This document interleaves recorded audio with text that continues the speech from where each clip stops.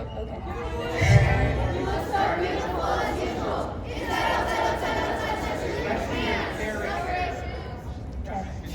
So our school competes in a competition known as Maimnade's Moot Court competition, also known as Moot Beit Din, which is where you get a case and you have to argue it based on halachic law.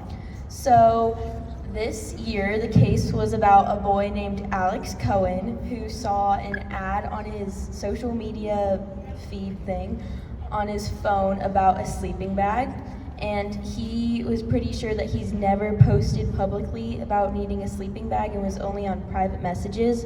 So he looked into the privacy policy of this app and realized that this app can see all of his private messages and location and all of this information that he didn't know the app could access. So right now, this team's gonna argue whether or not that is halachically legal, and they're wearing beards. Okay.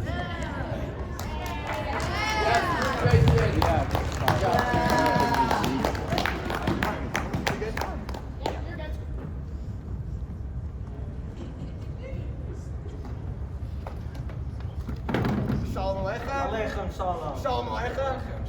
Shalom Aleichem. And if you would assume that a lulav of guzzle is valid, what would you say? Could you possibly compare it? Man, have you guys seen this new iSocial update? It's crazy. Fire. iSocial? As I'm sure you rabbis know, I'm a rabbi that represents Glendale, Colorado. And recently a case has been brought before me about a young bubbala named Alex Cohen. Read Torah beautifully at his bar mitzvah. He is worried about privacy on that new app, iSocial. And iSocial wants to figure out if their current practices are in accordance with halacha. Wait, Rabbi, I too am a rabbi from Glendale, Colorado. Yes, Rabbi. We are part of the same Beit Din. Right. Wait, so anyway, what's Alex so upset about? Did he not agree to the privacy terms and conditions? Terms and conditions? Isn't that what you're just supposed to click and agree to? Rabbi, terms and conditions aren't valid unless you know what you're agreeing to, Rabbi. As Rabbi Meir says, Rabbi, we believe a man who claims to not understand the ketubah, thus invalidating it. Rabbi, you're mistaken. Shulchan Aruch Choshen Mishpat 45:3 says that a person is obligated to what is in a contract, even if it was written in a foreign style, and there are witnesses who attest that he didn't understand it. While the contracts may be long and written in legalese, any iSocial user is still obligated by what they have agreed to. Rabbi, I see what you're saying. But can he even sign away his privacy rights? The whole Hezek Re'iyah idea reinforces the concept that modesty is an important value. You should tell my Aunt Chuchel that. Look at what she just posted on iSocial. Are you kidding? Look at what my Chuchel posted. Okay, rabbis, what you have to understand is that any person can easily consent to giving away some privacy rights.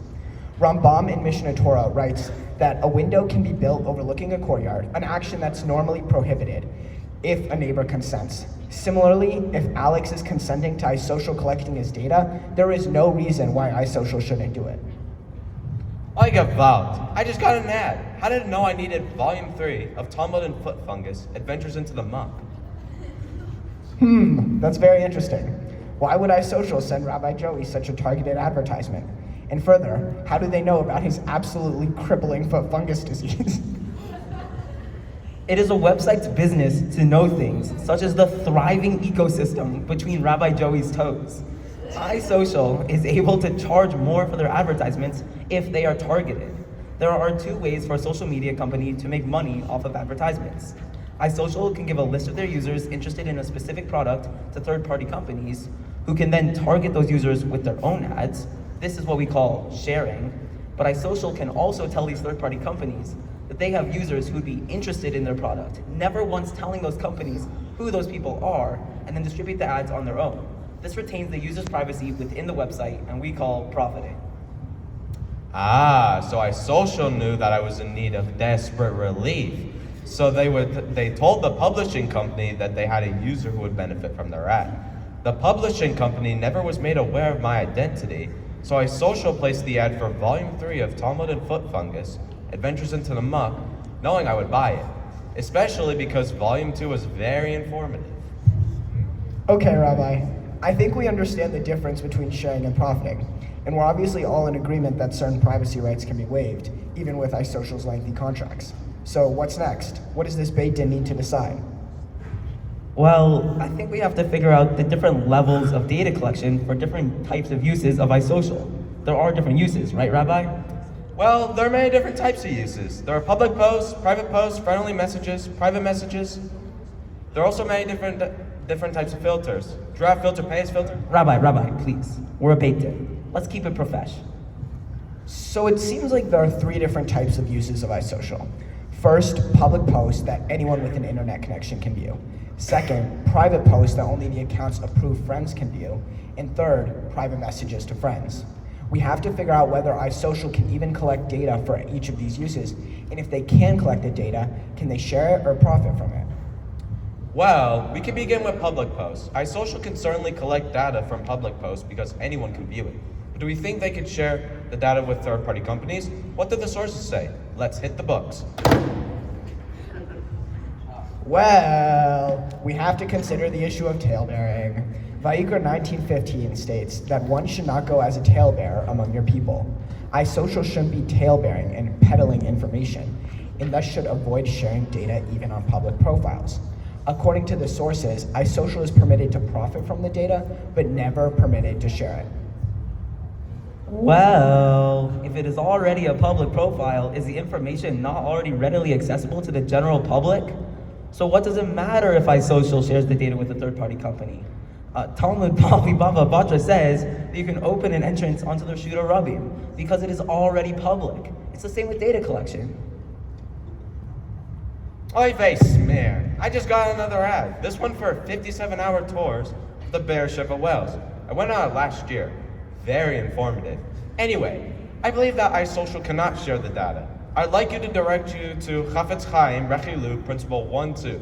The Chafetz Chaim says that even spreading information that a person would have voluntarily shared violates Rechilu. So, iSocial should act with an abundance of caution and not share any data, even on public posts. Okay, that's all in order. Let's now switch to the question of how iSocial would attain said data. Let's imagine a private post to one's followers. Is iSocial allowed to collect that data and then profit off of it? If an account has more than 3 followers, it's essentially a public account. We can derive this from Talmud Bavli Arachim 16a. If speech in front of 3 people isn't harmful speech, it can be taken to mean that Rechilu prohibitions don't apply. But a private account with less than 3 followers, I'm not sure. Any ideas? Well, as an avid user of iSocial, Avid? How avid? We need to make sure you're a qualified source. let's just say that the CEO of iSocial personally asks me for my opinion before he updates the ad. My watch time single-handedly boosted iSocial stock by 17% in the last quarter. Anyway, what I was saying is that perhaps there could be some sort of pop-up to ask for data collection on smaller accounts. You mean just saying something like, your data is being collected but not shared for advertising purposes?